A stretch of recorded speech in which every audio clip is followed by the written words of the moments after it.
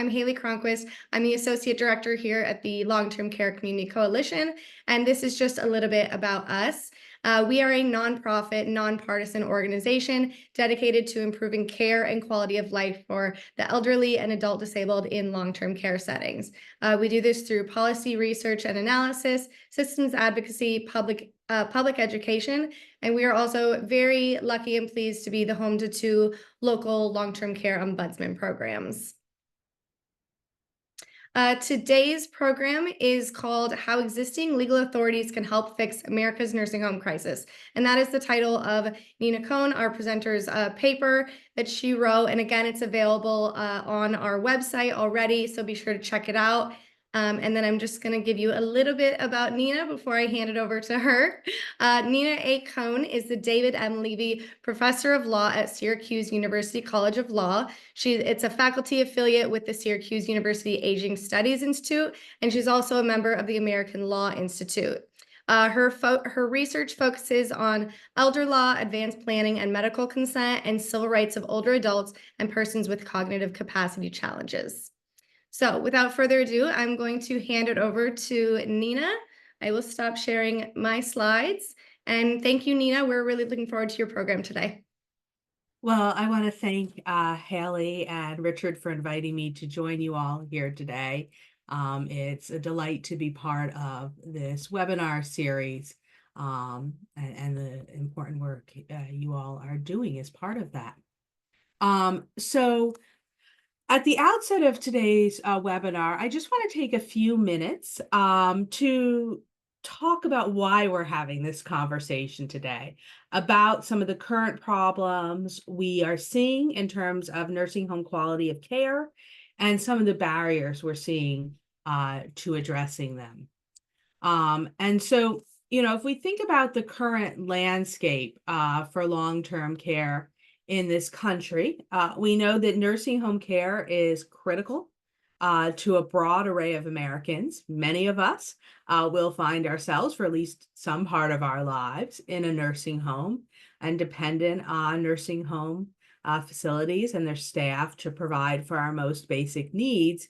And the problem is that, unfortunately, many nursing homes are not providing the level of care that their residents need to get better or simply to maintain their well-being.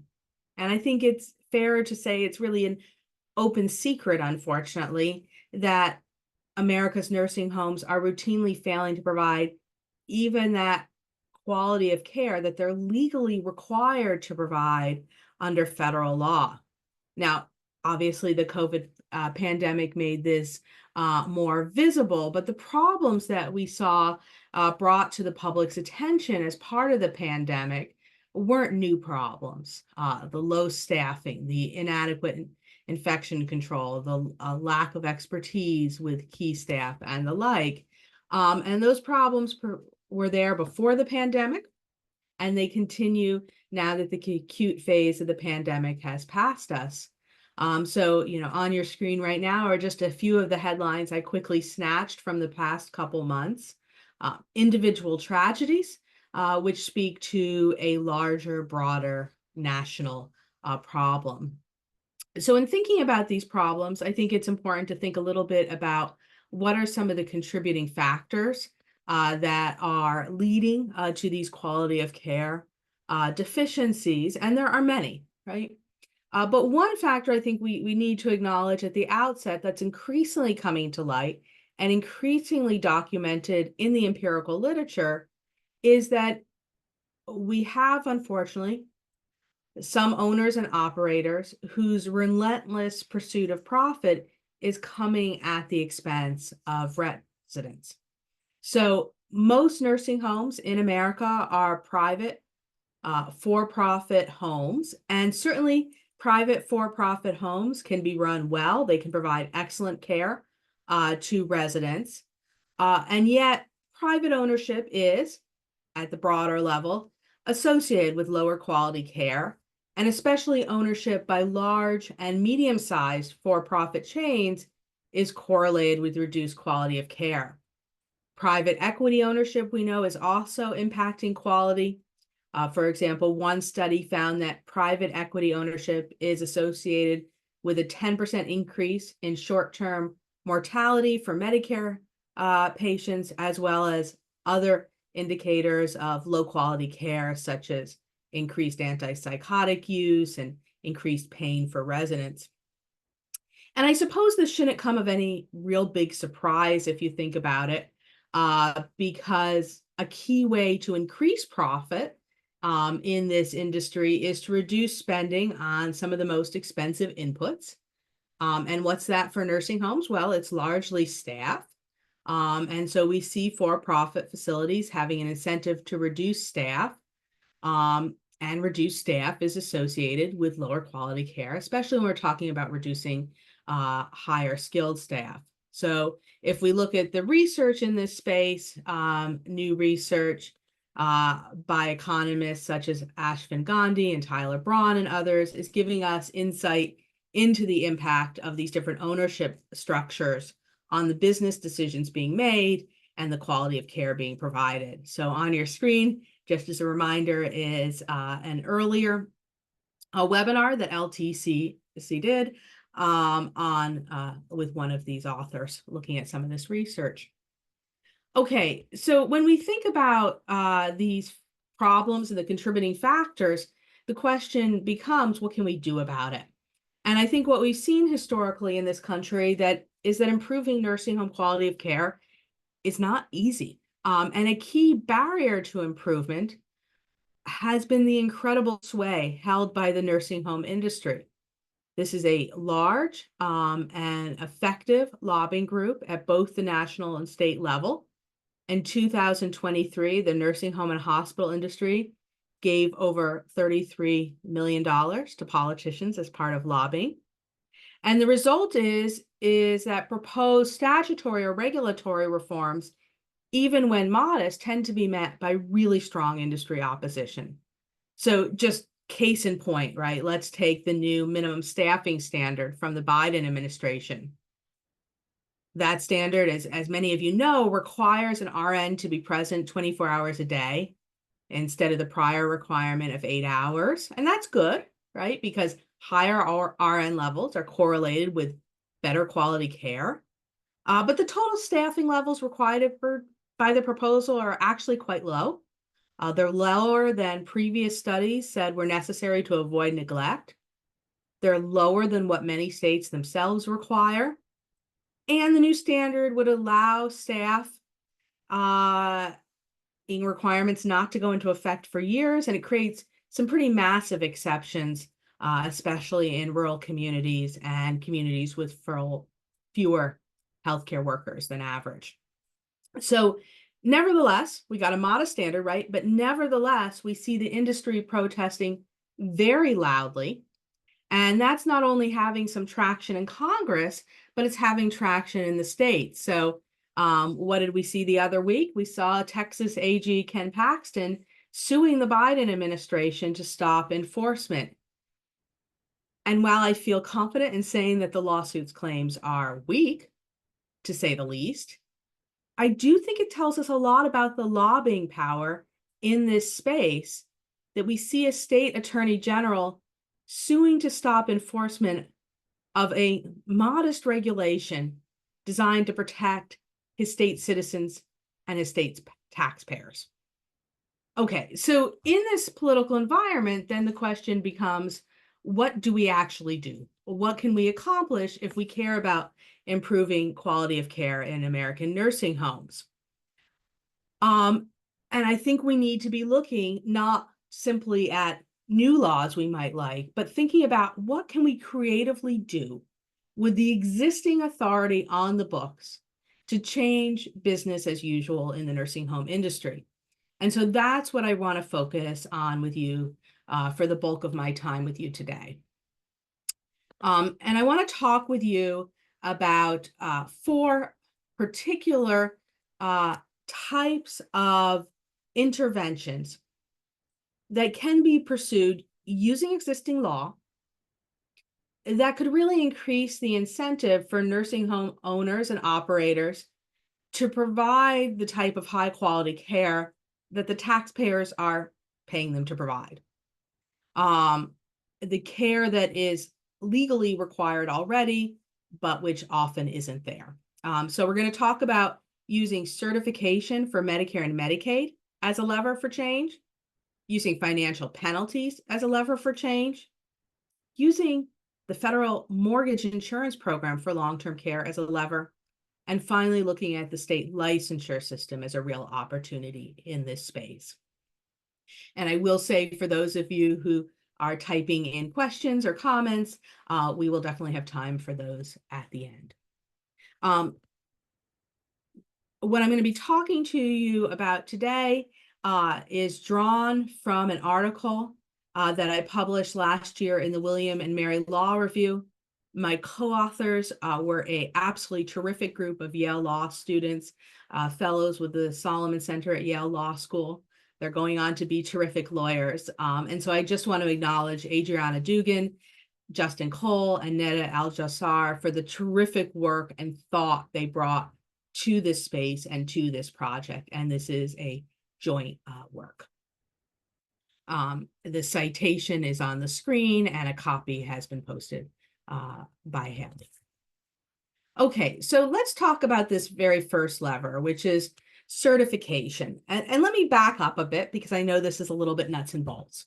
But as many of you know, before a nursing home can take Medicare or Medicaid funds, and those are really the lifeblood of these facilities, they're dependent on them, the nursing home has to be certified by the federal government. And to be certified, the federal government must find that the home is in substantial compliance with federal regulations that establish minimum requirements for facilities and grant residents extensive rights.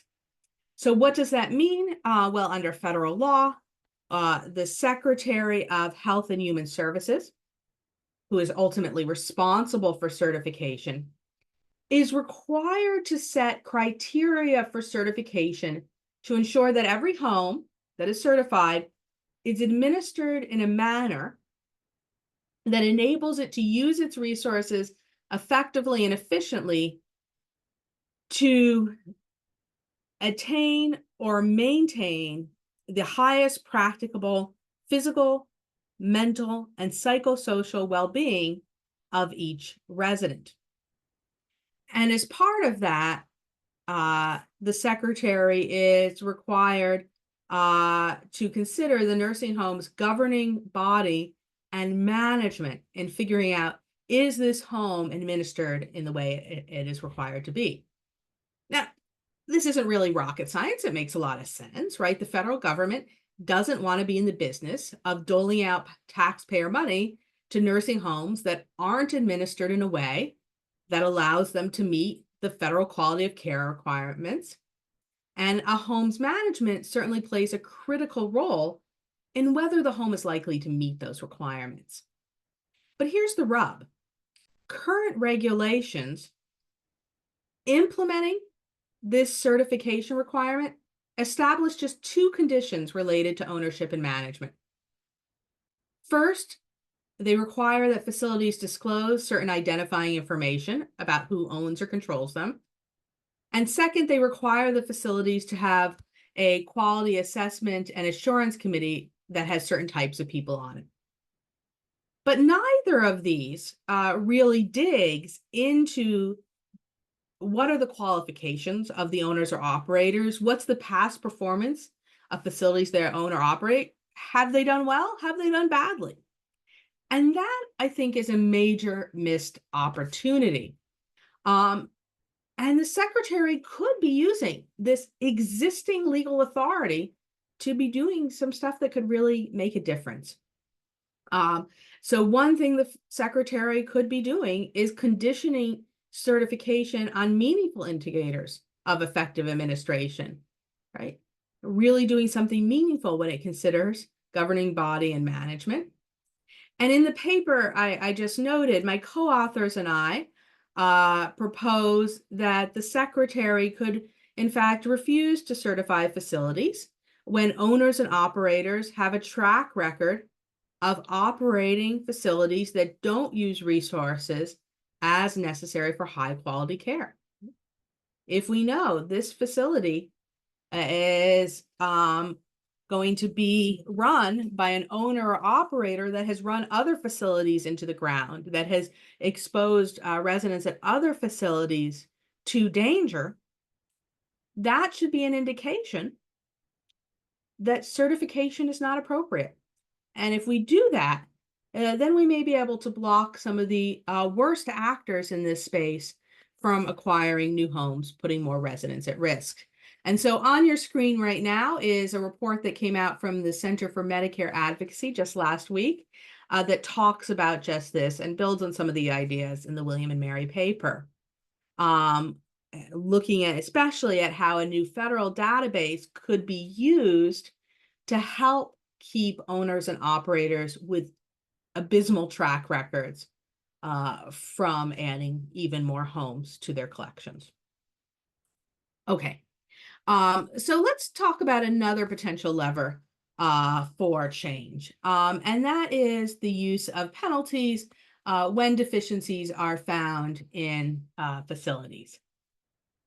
So look, federal law authorizes fines and sanctions for nursing homes that are found to have not met federal standards. But most of the time, and LTCC, did I get enough C's there? LTCCC has documented this, right? Most times when problems are found, no penalties are imposed. And those penalties that are imposed are typically small, at the lower end of the permissible range. By contrast, more consequential penalties like denial of payment for services or holds on new admissions are rarely used. And plus, when caught, facilities can typically avoid any penalty just by fixing the issue. Now, here's the problem. When our penalties are so low, they can just be treated as a cost of doing business, right? And they don't actually deter bad behavior. So what needs to change? Well, one thing that needs to change is it needs to become more costly for facilities to do the wrong thing than to do the right thing. And right now, that's not the case. Closure, for example, needs to be on the table. Weeding out the worst performing nursing homes can be a critically important way to protect vulnerable residents. Right? Who ends up in these worst facilities? Well, often those who are most vulnerable, those without the family or friends to advocate for better placements, those without the financial resources that make them desirable options for a home. Okay, so what can we actually do using this lever? Well, one thing we can do as a country, right? Not necessarily you and me, but maybe some of you, is work to have CMS, Center for Medicare and Medicaid Services, rescind its current detrimental guidance, which encourages waiver of financial penalties for most violations.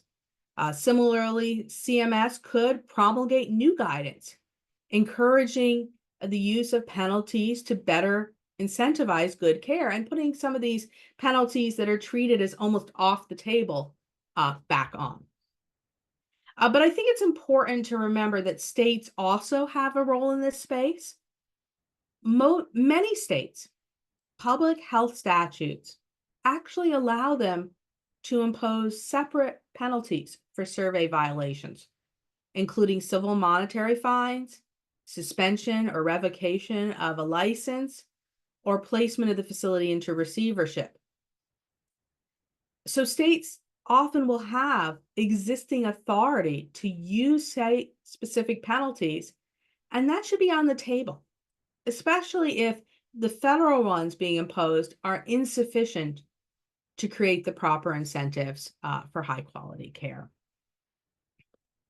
Okay, so let's talk about a somewhat more arcane lever for change, but one that I find interesting and have a new paper on. and this is federal mortgage insurance.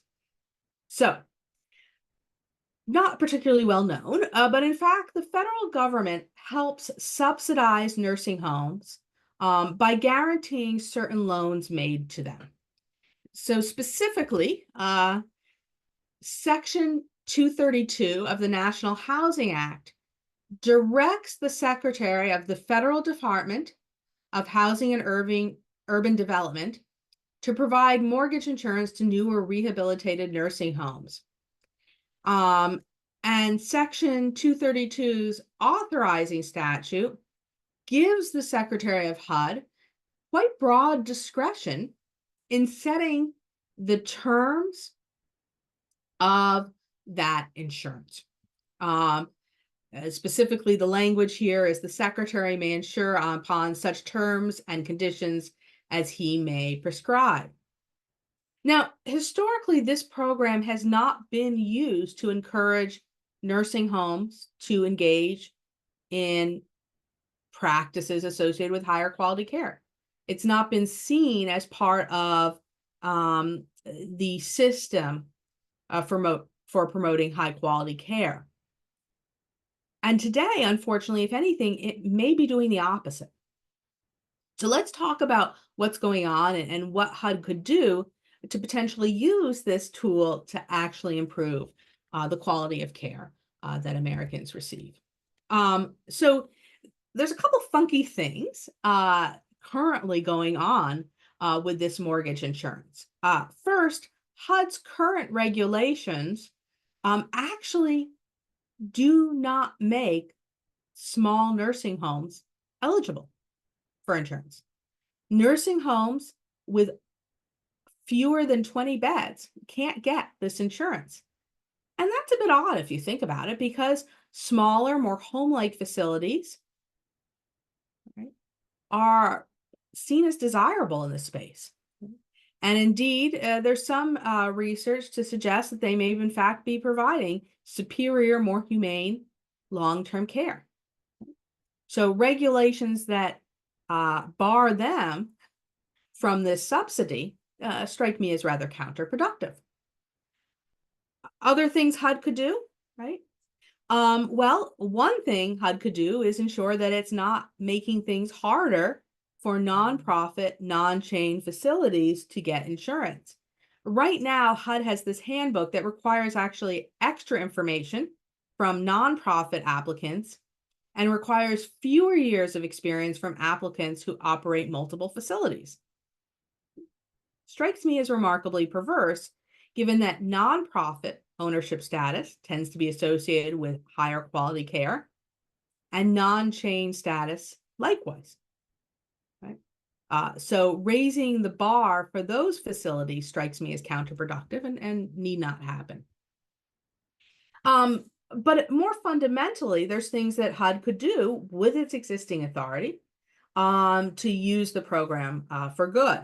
And that could include prioritizing facilities that are engaging in desirable conduct, or making more favorable loan terms for those facilities. Similarly, you could prioritize or offer more favorable terms to facilities or owners or operators who have strong track records of providing quality care. Now, what does it do when we look not only at the facility level, but also at owners and operators, right? It creates an incentive for these entities that own multiple facilities across their portfolio in a way that could be, I think, quite productive. Okay, so let's now look at another lever for change. And this is the fourth one I want to talk with you about. And this is the current state licensure process. Okay, so before a nursing home is opened, or when there is a significant change in the ownership of an existing facility, the owner needs to apply for a license from a state licensing agency. And licenses need to be renewed. Right? Every state has a licensure procedure. Now, that licensing power could be a powerful tool to improve quality. But right now, licensure is largely a rubber stamp type process, a paper pushing, rubber stamping type of process. States almost never deny a license, suspend a license, or revoke a license. So, what could happen with an existing authority? Okay, so the first thing we know in terms of existing authority is states require nursing homes to be licensed. They don't get a license, they don't get to operate. But here's an interesting thing. State licensure agencies have the authority to deny licenses to facilities with poor track records. Right? They have the authority already to do that. And in many states, the state licensure agency also has existing authority, which would allow them to condition licensure on past performance, not merely of the facility, but of the owner or operators, right? So let's imagine, we'll just take a fictional actor here. Shady Groves Corporation, known for its shady business practices, has a track record of abysmal care in the 15 facilities it owns in the region. Shady Groves applies for a license for facility number 16. Right? Can we take Shady Groves' past performance into account in figuring out whether to grant that license? In many states, there is the authority to do just that. Is that done? Rarely. Okay, so let's think about the opportunities in this space, because I think these are really interesting opportunities that have not been pursued by and large. One thing, right, off the top, is that states could, in fact, revoke, suspend, or not renew licenses of poorly performing facilities. But states could also be considering not just the facility, but the owners and operators of that facility in making licensure decisions, right? Looking again across that portfolio, because we know that when an owner and operator is doing bad stuff in one facility, there's a real risk that that's their business practice, and they're doing that bad stuff in other facilities too. So in our article, my co-authors and I suggest that one thing states could do in this space is create a presumption against granting new licenses to facilities owned or operated by entities with poor track records. We believe that could be a rebuttable presumption, and that the owner or operator would then have the burden to show that they are in fact qualified to operate a nursing home in a way that is responsible and safe. But putting the onus on them when there is a record of bad performance in other facilities.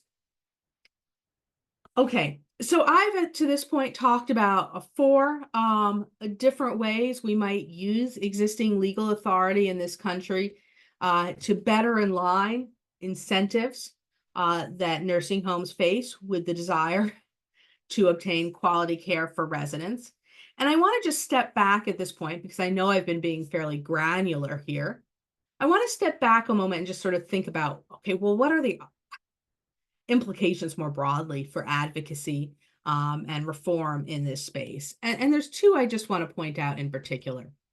One is that I think we need to remember that there is not only one way to improve nursing home quality of care, and there's not only one level or branch of government to look to. You know, the Nursing Home Reform Act of 1987 has been foundational in this space. And so I think we have historically then looked to the federal government and its enforcement of the act as the place to do advocacy in this space. But I think it's important to remember that we also have to be looking at pathways in the states, pathways not only with legislatures, but pathways with existing regulatory bodies in the states. So there are many points of entry and many pressure points in the system that we should be looking at simultaneously.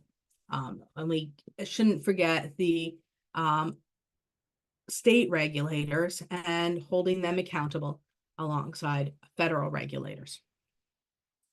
The other sort of takeaway I see when I look at this space is that we need to remember that reform doesn't necessarily require a shiny new law. Sure, right? There's lots of shiny new laws I might like, and that I would encourage states to look at. Laws like requiring a minimum spend on direct care for residents, which some states have adopted, state staffing standards, and the like. New laws have their place and should be pursued. But I think it's also important to remember that there is good, valuable, existing authority that we can draw upon. And so advocates for reform need to be calling not only on their legislatures, but also on the executive branch, again, both at the federal level and in the states, to put into effect the powers that they have been given by the legislative branch of the government. So as we conclude here, I just hope that all of you on this webinar will put on your creative thinking caps and look to what is old as well as to what is new in thinking about how we improve long-term care in this country. It's been a pleasure to talk with you today.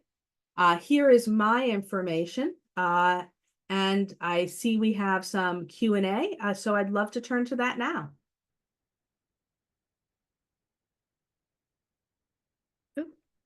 Nina, you want to take over? Okay, great, thanks. Oh, yeah, sorry, but that's okay. Yeah, please do.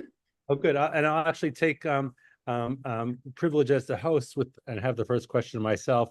As I'm sure you know, and as many people in our audience probably know, about a month or so ago, the U.S. Supreme Court had a decision in the Loper case, which overturned what was called the Chevron deference. And what that really meant for people who are not familiar with it is that under what was called the Chevron deference, the courts had to give essentially give leeway or give credence to assume credence to the agencies and the expertise of agencies when developing rules.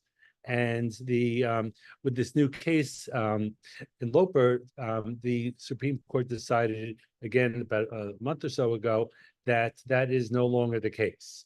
So they overturned that. And I was just wondering if you had any thoughts, because I was thinking about that throughout, I would think about that a lot, and of course in our work, but thinking about that a lot. And what you were saying is, to what extent do you think that impacts some of the recommendations you have?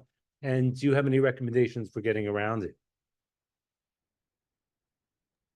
It's a great question, Richard. And I must admit, I am loath to gaze into a crystal ball when it comes to the Supreme Court. So I'm not sure I have a satisfying answer for you. I can say, I think when we look at the Federal Nursing Home Reform Act, sure, we have a lot of regulations under that act, but they are very, very closely tied to the statutory language and directive in that act. And so I don't see this as a space where the executive branch has gone off and done something, say, only tangentially tied to a federal statute or more loosely tied to a federal statute, and therefore has to rely on deference to the agency to the same degree as might be necessary in other cases. Interesting. Yeah, and it's something, as I said, that I'm thinking about a lot too. Thank you. So I can go to some of the questions now. And the first was from Kenneth Worth. And he said, can the argument be made that when considering the governing body, that also includes the resident council and their insights and thoughts? I think that's a bit of a stretch. That said, when you're looking at how a facility is administered, part of how it is administered is how it takes into account residents' opinions and feedback, including that from the resident council or the family council. So I'm not sure. I think it's a bit of a stretch to say that's the governing body and management, but I do think it is part of how a facility is administered. Thanks. And if I may, I would completely agree with that, of course. But just also note that the new nursing home staffing standard that Nina mentioned before that requires a certain 24-hour RN staffing and certain level of RNs and CNAs every day also has a provision regarding facilities self-assessment, and that self-assessment is required under the rule to include input from residents and families and resident family councils. So it's Great definitely point. not part of the, in my opinion, also part of the governing body, but it does, there are opportunities for it to feed into it. Thanks. So Kathleen Gerard asked, where might we look to determine if our state is one that is authorized to impose financial penalties? So one, let me suggest two places. One is in your state's public health law, right? That said, to make things a little bit easier for you, the article I mentioned has footnotes in it that link to some of the states that specify some of the state practices. And so you might go there and see if your state is mentioned first, and that might make things a little easier for you. Thanks, Dina. Dana Schilling asked, the use of federal mortgage insurance is an exciting idea, but my concern is that if HUD issues regulations, the courts will refuse to defer to them. I guess getting back to the issue I mentioned a few minutes ago. Well, the question then becomes, are those reasonable regulations, right? The new regime in administrative law doesn't mean that you can't issue regulations. What we're really affecting is the deference given to agencies when those regulations are promulgated. Thank you. And Carl Bronner had the next question, and I think it was more of a clarification. And Carl asked, with your mortgage approach, are we talking about just terms for mortgage insurance? I asked because towards the end of your remarks, you mentioned more favorable terms for loans for better performing facilities. Yes, and I apologize. I meant for the insurance, which is effectively similar to the loans if you think about it, because it's all a cost of doing business. But thank you for that correction. I appreciate that. Thanks, Dina. Anonymous attendee asked, another regulatory level in some states could be certificate of need. Only about 30 states still have CON programs. Have you run into any unique advocacy opportunities related to certificates of need? And you might have talked about this a little bit, so I think, but if you want to respond further. Yeah, we discussed that a little bit in the paper. I mean, I think the issue with certificate of need programs is it's not clear that having a certificate of need program actually is a good thing from a quality of care perspective. And so that is why we don't focus on that as a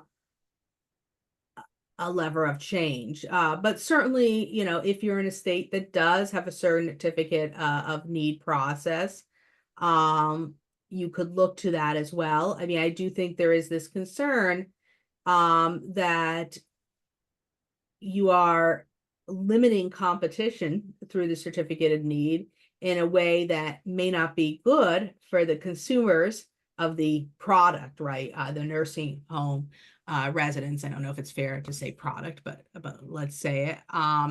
And, to the extent that we are concerned about nursing home closure in certain areas, reducing availability of beds, right? Maybe you do want to be closing the worst performing facilities and not creating barriers to entry for improved facilities. I don't know, Richard, what are your thoughts? No, I think that's right. I mean, it's always a tough issue when you talk about closures and stuff like that. But to me, access to a bad nursing home is not really access to nursing home care. It's access to basically being stored until you die, unfortunately. It's a very crude way of saying it, excuse me. But, unfortunately, it's, again, I know people who've gone to bad nursing homes, and it's not real access. It's certainly not fair to them and not fair to the workers as well. Thank you. Wendy, and pardon me, I'm not sure if I'm going to pronounce your name, Tigscheller, asked, does CMS look at consumer satisfaction at all? It is not part of the consideration for certification. And if I may add, even though we're a consumer organization, we don't generally support consumer satisfaction surveys and things like that. And the reason for that is not because consumer satisfaction isn't important.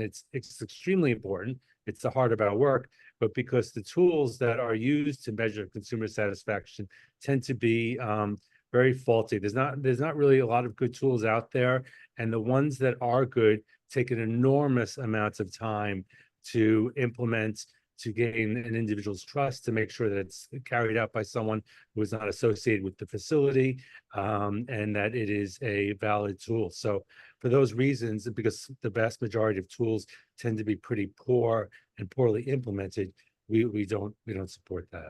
In case it's of interest. John Rodat asked, can you suggest a pathway for more severe state enforcement against the facility operating in an area where there are few or no alternative services or facilities? I'm so sorry, Richard. You're looking at alternatives. So I'll just repeat it. I'm sorry, my throat is a little. So can you suggest a pathway for more severe state enforcement against a facility operating in an area where there are few or no alternative services or facilities? Yeah, I mean, I think this is very much a concern, right? That when you have a poor performing facility in a rural community, right, limiting admissions to that facility or closing that facility mean that residents or prospective residents are not going to get care potentially in the community that they come from. And of course, that's a problem, right? Because we know that one predictor of the quality of care you receive is whether you have people visiting you, family and friends looking in on you, right? And if you are in a community which is not accessible to family and friends, maybe they have limited transportation, maybe it's all the way the heck somewhere far from them, whatever the case may be, right? That's a problem for you as a resident. My concern here is this. If we say, well, look, we're not going to hold admissions in rural communities, or we're not going to close a facility in a rural community because it's in a rural community, what does that mean for the quality of care in rural communities, right? And I say this in part as somebody who grew up in a rural community and doesn't think that the fact that you're in a rural community means that you should get lower quality care. And so I'm concerned that we use that as an excuse to not provide the care that everyone, even if they're in a rural community, deserves. But I'm certainly sensitive to that push and pull. That may be an unsatisfying answer, I'm afraid. That's really interesting. If I may, I mean, I don't think, again, I don't think there are great or perfect answers to this, but it also, as part of that, worries me that when we allow those when it's a poorly performing facility, which is what we're talking about here, to continue, and we kind of protect it, we're essentially incentivizing operators to run poorly performing facilities in communities that have little or no choice. And that's not a good thing either. And this may be a time when you think about things like temporary management or receivership, yes, right, as alternative approaches to put in place management that is able to run it in a more satisfactory way. That's great. Yeah, thank you. Kathleen Gerard asked, our Health Services Council has disregarded public comments submitted recommending conditions to be set for a change in effective control to an owner with a bad track record. how might we compel them to be more conscientious, in their decision making?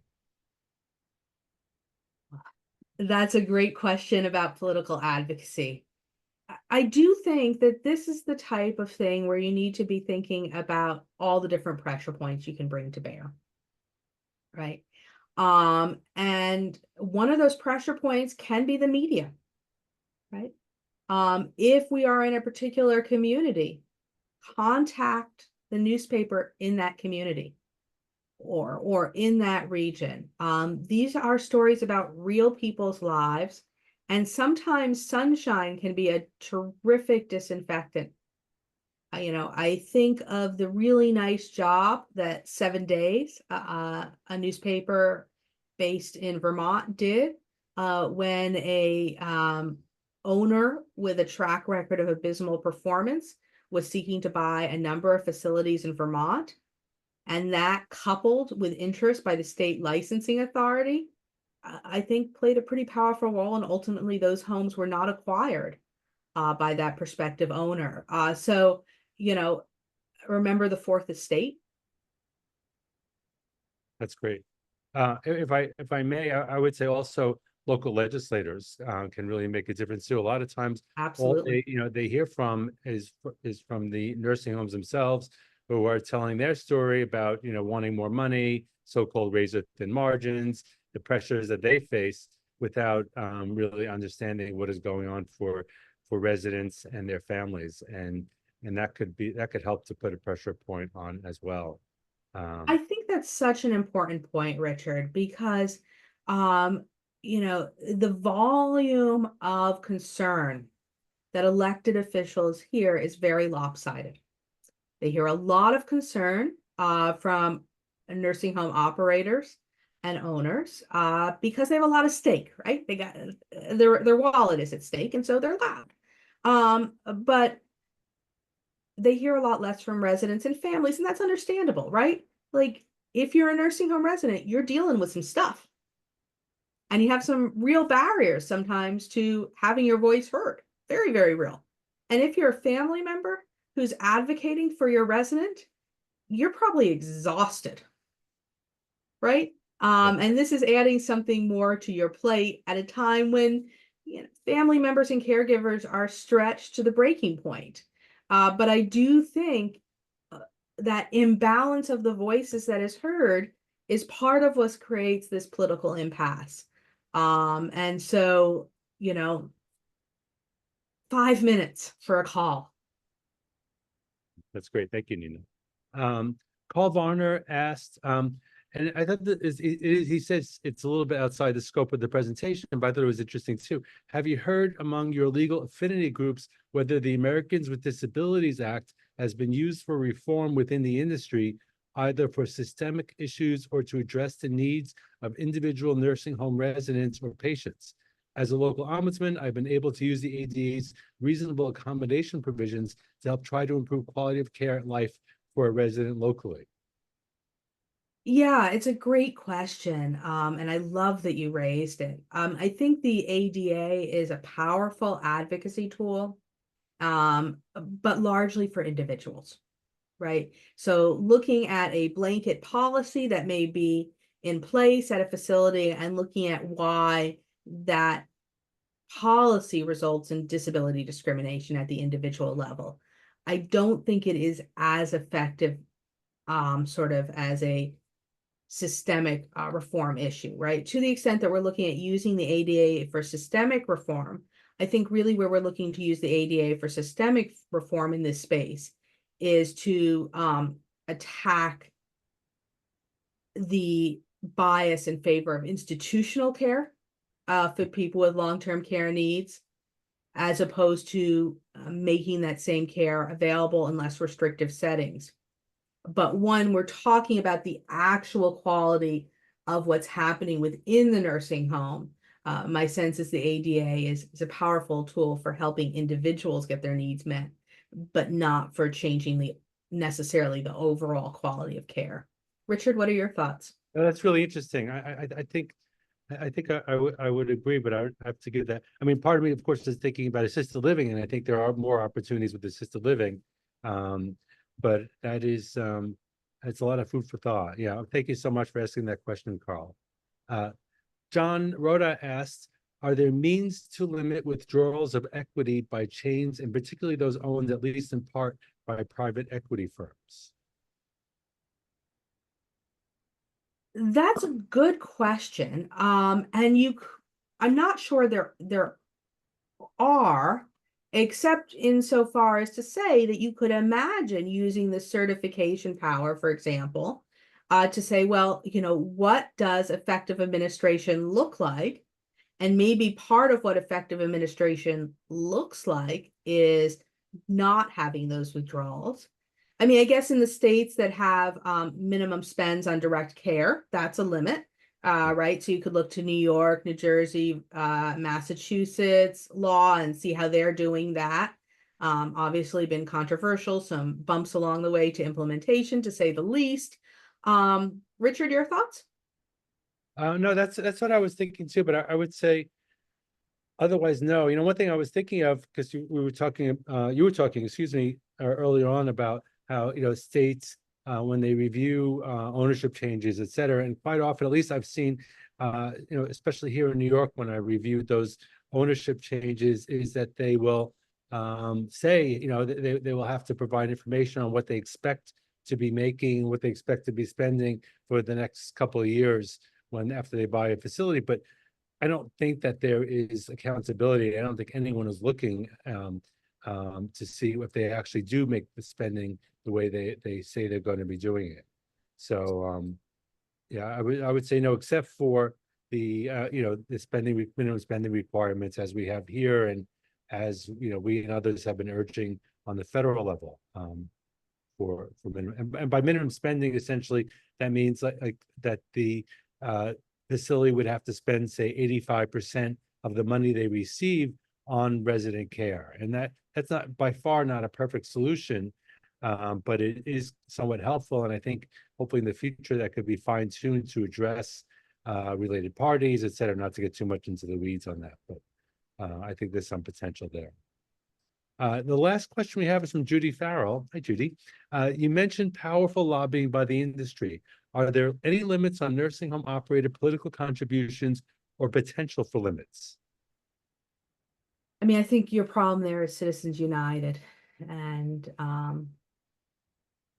the Supreme Court's decision there. So, I don't think that's going to change. I think what needs to change is raising other voices too. Is that too pessimistic, Richard? It might be pessimistic, but I think it's accurate, unfortunately. Yeah, I think it's Citizens United, of course, for those of you who don't know, is a Supreme Court case that essentially said that corporations are people, if I remember correctly, or should be treated as people under the law and can contribute to campaigns, et cetera. And that opened the door for a lot of PACs and other political action committees and like organizations that were giving and are giving a tremendous amount of money to have their voices heard. Nina, thank you so much for this presentation. It was really so thoughtful and so interesting. Haley, do you have any wrap up? Oh, I do. Thank you so much. Thank you, Nina, again for your presentation. Thanks to Richard for facilitating a really interesting Q&A. And thanks to our audience for joining us today and for submitting your great questions. I just have a couple. I'm going to share my screen again. I just have a couple of slides that I want to share just to mention our September webinar. Again, it'll be on the third Tuesday of every month. So it'll be on September 17th at 1 p.m. And Richard actually is going to be presenting. He's going to discuss how to find staffing levels in your nursing home or in any nursing home that you're interested in, and what those standards really mean. And so he'll discuss that in our next webinar, and you could register at the link at the bottom. I'll also put a link in the chat. And then it's also obviously on our website as always. And my next slide, you can head to Nursing Home 411 to see materials from today's program. I will post a recording of the webinar by the end of the week, and you can also visit our Learning Center for different fact sheets. We're always, adding new fact sheets and keeping things updated, so make sure to check those out. We have assisted living guides, our family empowerment programs. Those unfortunately came to an end as that project funding wrapped up this last month, but all of those resources that we developed during the program are still available on our website. They're free to use, free to share, so please do so. And then also our Resident Abuse, Neglect, and Crime Reporting Center is always there and available for your use. So thank you so much for joining us again, and thank you, Nina, for a really great presentation, and I'll be sure to post that video, so if you missed today's program, you can catch it online. Thanks all.